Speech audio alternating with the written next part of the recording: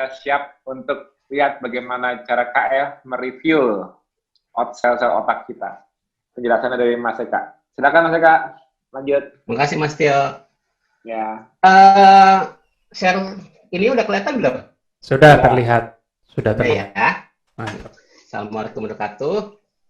Terima kasih Mas Tio buat ngajak ke acara ini karena kita senang banget Aku yang makasih diajak ke acara ini. Jadi diet ketogenik bikin bolot, bener nggak sih? Ya apa memang ya pengalaman mungkin yang newbie pada nggak berani, oh ntar tambah bolot gimana? Ya udah, coba kita lihat gimana sih metabolisme yang terjadi di otak.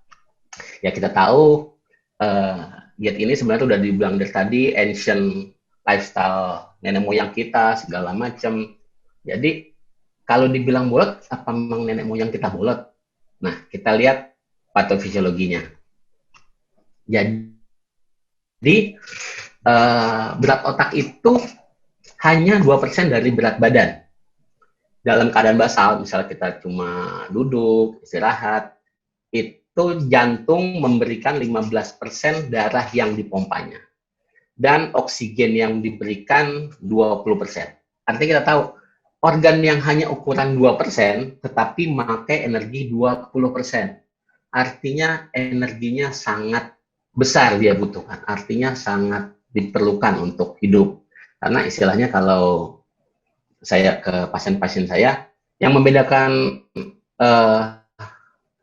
masih orang atau bekas orang, bukan jantungnya bisa berdenyut, bukan parunya, karena paru saya bisa kasih mesin, jantung saya bisa kasih mesin, tapi kalau otaknya sudah tidak berfungsi, ya bukan orang lagi, sudah jadi bekas orang istilahnya. Nah, jadi kita harus lihat otak itu fungsinya memang besar. Nah, kalau mulai dia beraktivitas, otak bekerja, tanpa fisik nih, otak saja mikir segala macam, otak bisa mengkonsumsi sampai 80% dari total konsumsi glukosa tubuh.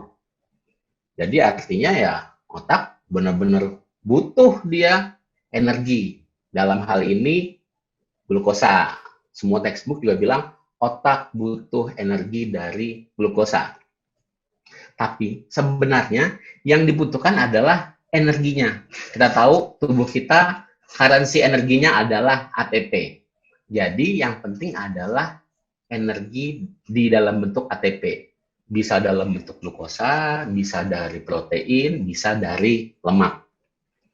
Walaupun memang ada beberapa bagian tubuh kita yang memang wajib pakai glukosa. Misalnya apa? Sel-sel yang tidak memiliki mitokondria.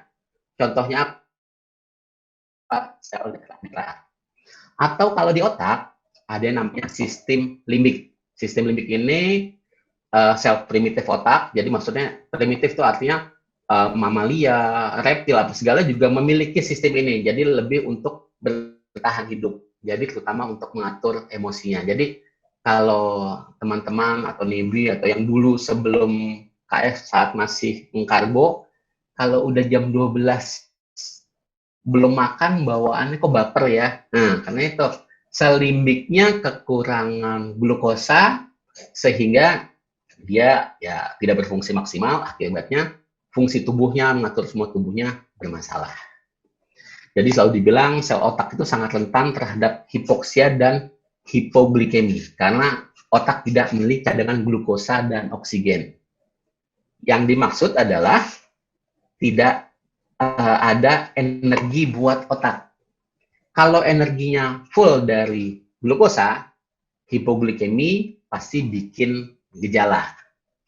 Tetapi kalau tubuhnya, misalnya pada kita yang sudah KF, bisa memproduksi ATP bukan dari glukosa, kondisi hipoglikemi tidak menimbulkan gejala. Jadi harus kita bedakan mana yang hipoglikemi, yaitu kadar gula darahnya yang rendah, dan neuroglikemi. Nah, ini yang perlu kita lihat. Neuroglikemi adalah kondisi di mana energi otaknya rendah.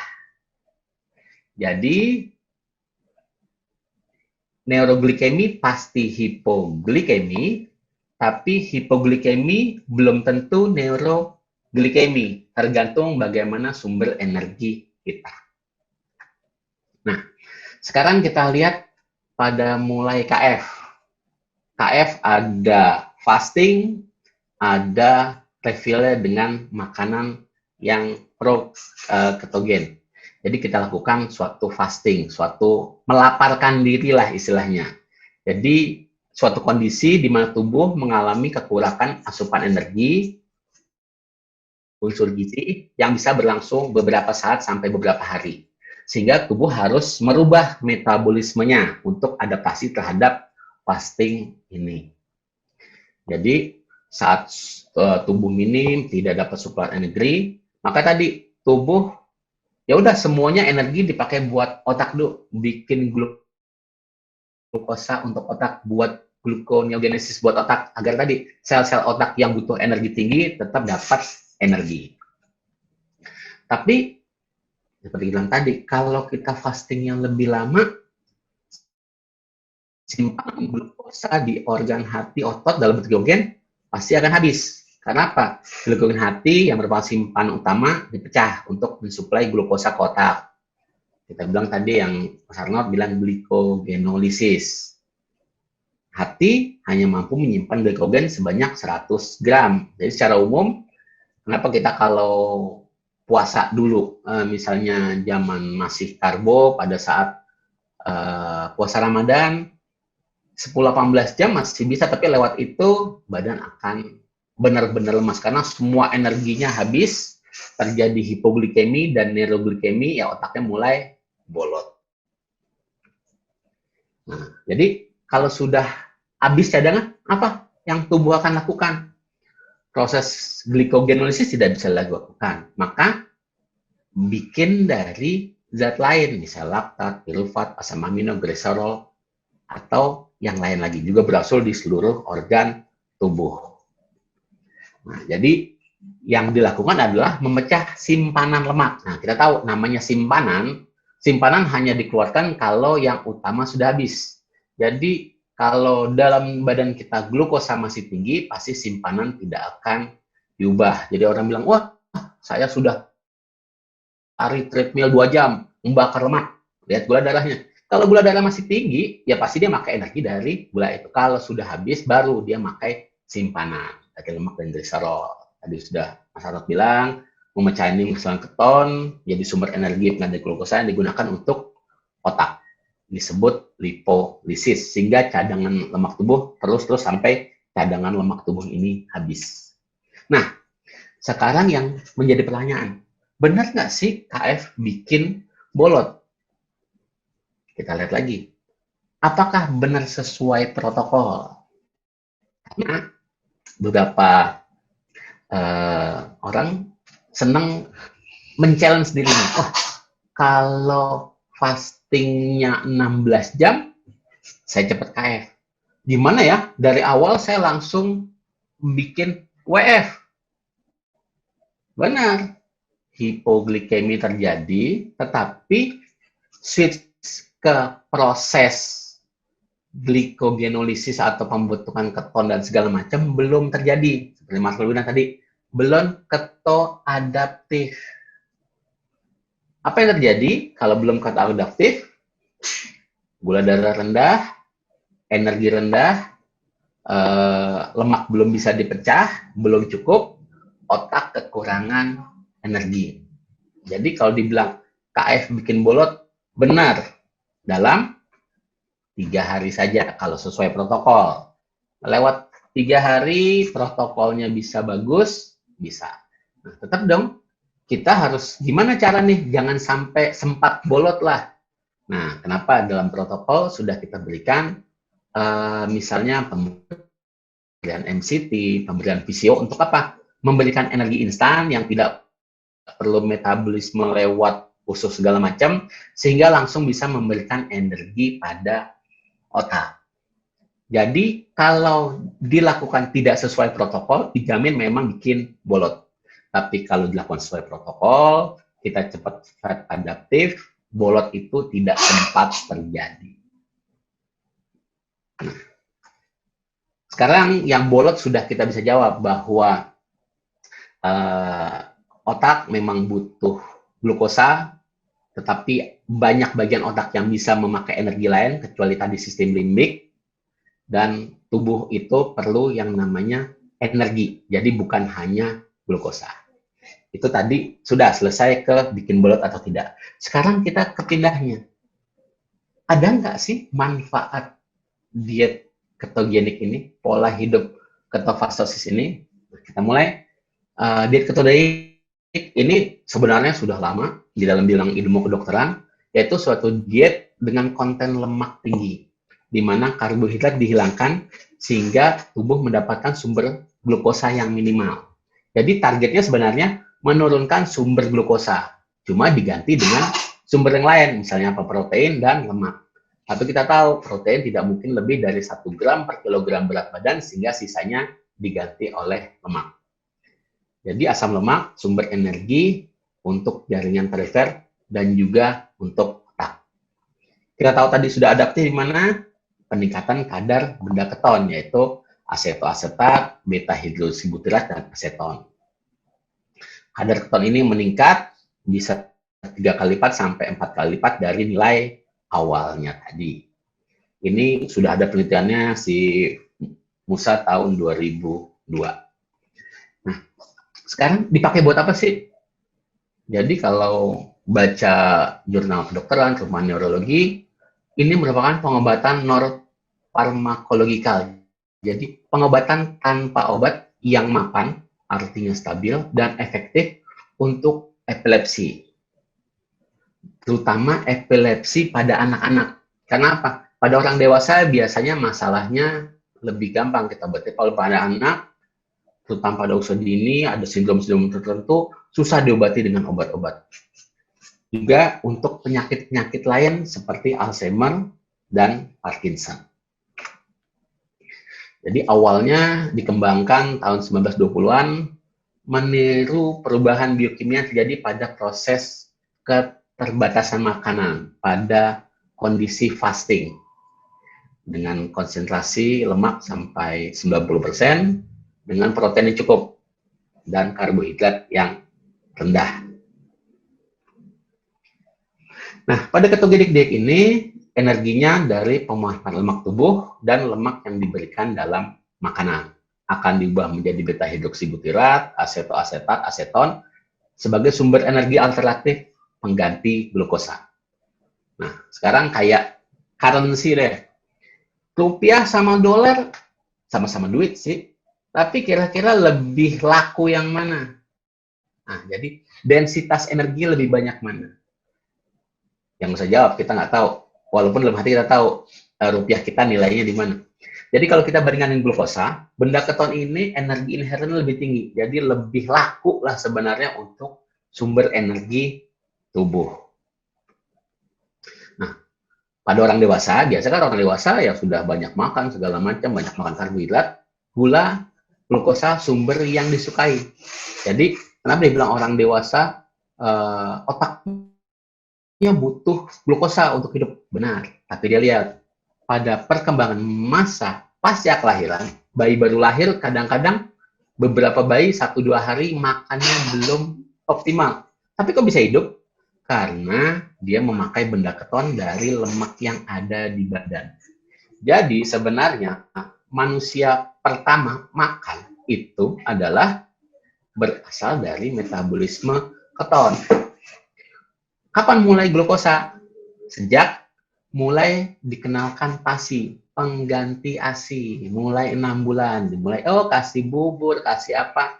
Nah, mulailah dia kenal dengan namanya karbohidrat dan berkembang sampai dia dewasa, karena makin dewasa jarang lah orang masih pakai ASI kan, jadi pasti lewat 6 bulan sudah melepas ASI. Jadi kalau dibilang keton berbahaya, pasti tidak, karena bayi baru lahir energinya dari keton. Nah, jadi kita tahu ini penting juga untuk sintesis saraf asetoasetat. Karena apa? Ini mudah melewati sawar darah otak. Jadi ada perbedaan otak dengan sel-sel lain, ada dia punya suatu saringan khusus, kita namanya blood-brain barrier, sawar darah otak. Hanya zat-zat yang tidak berbahaya untuk otak yang dapat masuk. kalau zat itu berbahaya, pasti akan dihambat. Nah, kalau zat keton ini bisa masuk, artinya dianggap suatu zat yang aman berguna untuk otak. Penelitiannya sudah banyak juga. Nah, kita lihat pada normal diet, definisi normal itu bukan normal sebenarnya normal ya. Artinya yang kebanyakan orang sekarang makan. Atau kalau bisa kita lihat dari guideline ASPEN. ASPEN itu Asosiasi Gizi Internasional, bahwa karbohidrat itu 50%, protein itu 1 gram per kilogram berat badan, sisanya lemak. Ini sudah lebih baik nih daripada yang piramida makanan yang sebelumnya. Waktu itu yang dibikin normal tahun 80-an, 90-an, karbohidrat sampai 70%. Nah, pada ketogenic diet, kita balik. Jadi protein tetap sesuai kebutuhan, karbohidrat paling dari sisa-sisa yang nggak bisa kita hilangkan, maksimal 5%, jadi mungkin dari bumbu, dari beberapa jenis makanan juga tetap masih ada karbohidratnya, kayak daging pun kadang-kadang masih ada 0, berapa persen. Nah, sisanya energinya dari lemak. Nah, sekarang kita lihat apa sih manfaat diet ketogenik ini. Pertama, banyak studi, kalau yang di file lengkapnya pada binatang coba juga saya tulis, tapi karena ini 30 menit, saya lihat hanya yang berhasil pada manusia. Jadi, dari mulai diet ketogenik, lini kejang terhadap anak dengan epilepsi yang sulit diobati. Sulit ini artinya dengan obat sampai 4 obat tidak berhasil, itu kita bilang sulit, tapi bisa. Kemudian, memperbaiki jangka panjang. Ada obat yang dikasih bagus, tapi cuma untuk 1-2 bulan. Sedangkan namanya epilepsi itu obatnya tahunan. Karena beberapa obat epilepsi merusak ginjal, merusak hati, merusak otak juga. Nah, tapi kalau jangka panjang relatif aman, asal sesuai dengan protokolnya. Jadi, pada anak dengan epilepsi, terdapat hasil positif jangka panjang, 3-6 tahun. Jadi, karena sampai lebih 5 tahun, 6 tahun bagus ya, memang bagus. Tapi nggak perlu nunggu sampai 6 tahun. Dalam 6 bulan saja, 32% anak ini mengalami penurunan dalam kejang. Dan 22 menjadi bebas kejang bahkan tanpa operasi. 22 ini angka yang besar, karena kalau dengan obat, rata-rata bebas kejang setelah 2 tahun.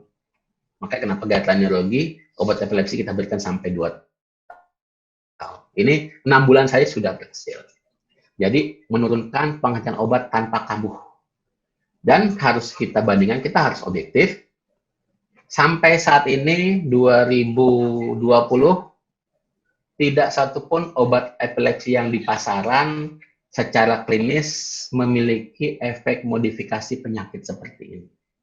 Jadi maksudnya apa? Kalau obat epilepsi yang sampai sekarang, ada yang bisa menyembuhkan, tapi kalau kita lepas obat, kambuh lagi. Tapi kalau diet ketogenik karena menjadi lifestyle, benar rekaman otaknya bagus, klinisnya juga tidak ada kejang lagi. Jadi otaknya berubah ke fungsi yang bagus. Nah, kembali ke masalah bolot-bolotan. Ada yang kita sebut sebagai penyakit Alzheimer. Alzheimer itu buat gampangnya kepikunan pada orang tua. Jadi ya, pikun, bolot kan mirip-mirip ya. Jadi penyakit Alzheimer ini merupakan demensia. Demensia itu kepikunan yang paling umum menimpa populasi kita. Sampai saat ini nggak ada perawatan, karena kita tahu ya orang tua pikun ya udahlah, itu sunatullah lah. Nah, cuma kenapa sampai ada orang tua yang pikun, ada yang tidak, itu yang harus kita lihat. Jadi banyak penelitian bilang memperbaiki kesehatan metabolik dapat mengurangi gejala dan kerusakan otak yang terjadi pada penyakit Alzheimer. Penyebab Alzheimer banyak, tapi ada satu kesamaan yang bisa kita lihat, yaitu terjadi disfungsi metabolik. Jadi disfungsi metabolik bukan hanya kemarin di perutnya gendut segala macam, yaitu memang ada, tapi karena saya sebagai neurolog, saya lihat fungsi otaknya. Jadi kalau disfungsi metaboliknya buruk, misalnya diabetes, peradangan, kolesterol jelek tinggi, ini faktor risiko utama terjadi Alzheimer. Jadi dari semua pasien Alzheimer, salah satu faktor resikonya pasti ada. Nah, keton ini akan mengurangi gejala penyakit Alzheimer. Buat gampang kita ada satu contoh, misalnya penelitian tahun 2004 ada 20 orang dengan Alzheimer. Kalau buat bahasa kerennya kita bilang MCI, mild cognitive impairment, gangguan pikun ringan. Mulai diobati dengan trigliserida rantai menengah, jadi seperti MCT, VCO yang akan meningkatkan produksi keton. Jadi pasiennya dikasih VCO ini, kadar keton 30 meningkat, dan tingkat keton yang lebih tinggi sesuai dengan peningkatan memori yang lebih besar. Jadi kalau pikun kan pasti ada karena gangguan memori. Kalau memorinya lebih baik daripada sebelumnya, artinya ada perbaikan fungsi memori. Nah, kemudian yang lebih lanjut ada penelitian pada 152 pasien yang ini dalam 45 hari, jadi cuma 1,5 bulan, pasien yang pakai ketogen menunjukkan peningkatan kognitif dibanding placebo. Placebo artinya yang tidak mendapat terapi. Jadi kalau lebih bidang kedokteran, kalau kita kasih suatu perlakuan harus sama. Dalam arti kata, kalau satu pasien yang kita kasih obat A, yang pasien yang ininya harus kita kasih obat juga, walaupun mungkin nggak ada isinya. Jadi kita harus tahu nih, pasien ini benar sembuh gara-gara obat A, bukan gara-gara suatu hal lain. Karena ada juga namanya penyakit yang kita sebut sebagai psikosomatis. Nih, dikasih tablet ini, langsung sembuh. Padahal bukan tuh.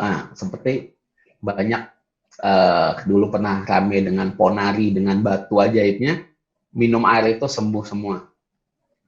Jadi, placebo, dua orang dikasih minuman rasa, bau segala yang sama, cuma satu meningkatkan keton, satunya tidak. Dilihat ternyata yang meningkatkan keton, perbaikan fungsi kognitif, IQ-nya lah buat gampangnya, tapi yang placebo tetap segitu.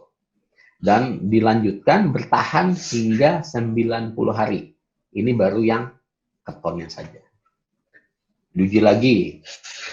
Sekarang yang diet rendah karbo. Kalau tadi cuma hanya diberikan ketonnya saja ya, belum diatur makannya. Nah, sekarang yang diberikan diet rendah karbo. Jadi mulai seperti kita fastingnya kita. Tanpa suplemen. Jadi hanya rendah karbo. Dari 23 orang dengan MCI, diet rendah karbo 6 minggu, terjadi peningkatan memori. Dibanding yang tadi tetap makan karbo tinggi. Dilihat lagi, apa sih yang bikin peningkatan? Ternyata korelasi dengan tingkat keton, tapi tidak hubungan dengan kalori, makanan yang dimakan berapa banyak atau berat badan. Jadi benar-benar karena kadar ketonnya, bukan karena kalau dia makan MCT banyak jadi lebih pinter. Enggak, tergantung kadar ketonnya meningkatnya. Nah, jadi peningkatan ketogenis ini mengapa peningkatan kognitif pada diet rendah karbohidrat. Nah, jadi kalau kita gabung, satu dengan pemberian keton, satu dengan diet rendah karbo, dua-duanya meningkatkan kadar keton sehingga otak fungsinya lebih baik. Ada lagi, yang penelitian seorang pria ini agak fenomenal nih. Usia 63 tahun dengan Alzheimer yang lanjut. Kalau tadi dengan Alzheimer yang ringan dan sedang. Kenapa? Karena penelitian ini hanya boleh pada pasien-pasien yang ringan dan sedang. Kalau pada kondisi berat, maka kayak sekarang. Penelitian pada pasien COVID kenapa susah? Karena pada ICU susah kita lakukan pasien dengan kondisi berat. Nggak boleh kita lakukan percobaan. Nah, tapi karena dia satu orang, dia benar ya udah, dia mau penelitian untuk diri sendiri. Dia mulai mengonsumsi VCO dan MCT. Dalam 2,5 bulan, skor MMSE-nya. Jadi, buat menilai bagaimana fungsi kognitif seorang, ada skor kita bilang mini mental state examination. Jadi suatu 30 pertanyaan untuk menilai secara umum bagaimana fungsi kognitif seorang. Dia meningkat dari 12 menjadi 20. Buat patokan orang normal 27 sampai 30, 24 sampai 27 kita bilang MCI mild cognitive impairment, di bawah itu kita bilang demensia, kita bilang pikun. Nah, jadi nilai meningkat dari 12 menjadi 20. Terapi ini setelah 2 tahun, kemampuan kognitif, fungsi kehidupan sehari-hari membaik. Jadi artinya sudah tidak pikun, sudah bisa beraktivitas harian. Dan yang penting, MRI-nya tidak menunjukkan atrofi otak lebih lanjut, tidak menunjukkan kerusakan otak yang lebih jauh. Yang penting juga dilihat ada perbaikan pada mood, kemandirian, dan ingatan. Jadi kita bisa lihat pasien jelas pikun parah lah, nilainya cuma 12, dalam 2,5 bulan bisa menjadi 20, dan dalam 2 tahun bisa seperti kondisi manusia yang kita anggap normal, di atas 24, di sekitar ya bisa 27, 28, kita harap bagus. Nah, jadi pemberian MC tadi meningkatkan kinerja memori pada pasien Alzheimer, dan tetap korelasi positif dengan kadar beta hidroksibutirat. Nah, jadi kalau misalnya memang dirawat di epilepsi ketogenik, selain kejangnya bagus, memori juga ada perbaikan.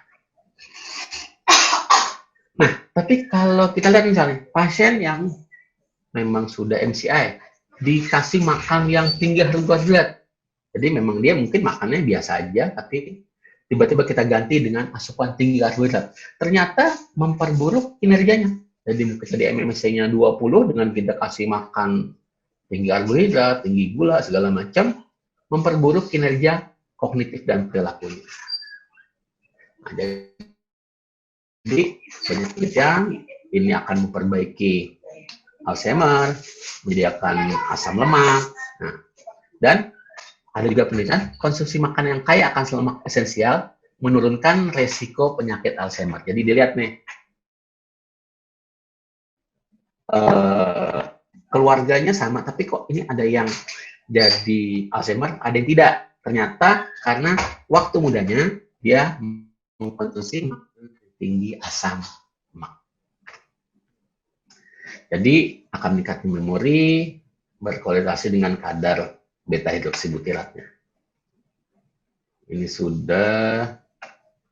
Nah, kemudian ada satu penyakit lagi yang timbul pada orang tua atau yang lebih tua, misalnya penyakit Parkinson, yang kalau ngetop pasti teman-teman ini Muhammad Ali, the greatest shadow boxing, paling jago, tapi pada usia tuanya karena sering trauma pada otaknya gemetar, orang Jawa bilang buyutan.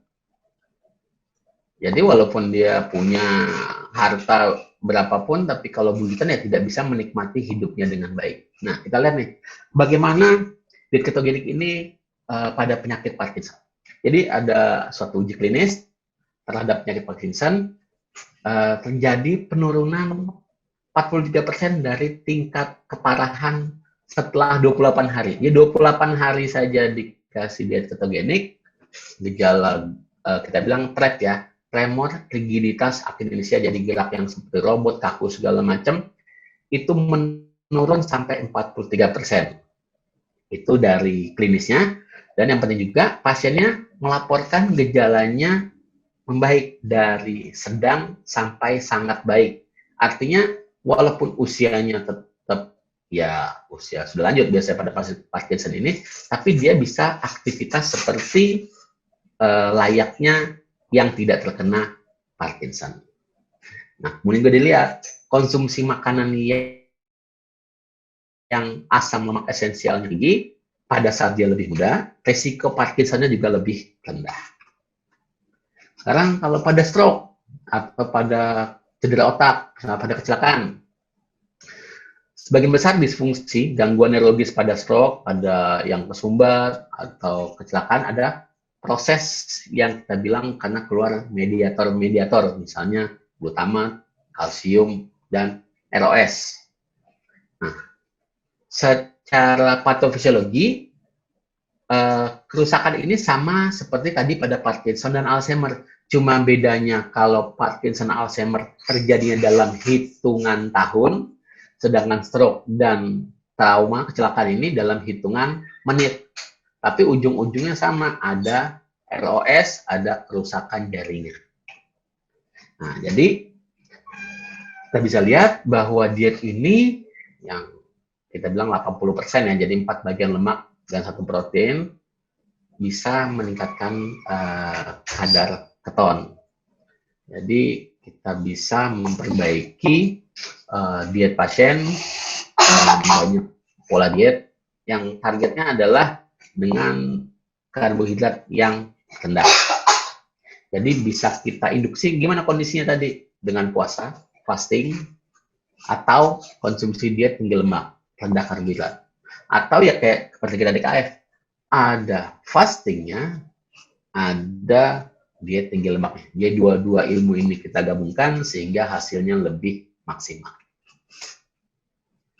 Dan juga kalau dengan obat ada nilainya, misalnya pada Alzheimer tadi pakai scale cognitive subscale, ada perbaikan memori. Misalnya kita berikan MCT pada pasien dengan diet normal, kadar ketonnya meningkat, nilainya akan lebih baik dibandingkan dengan orang pada populasi yang sama.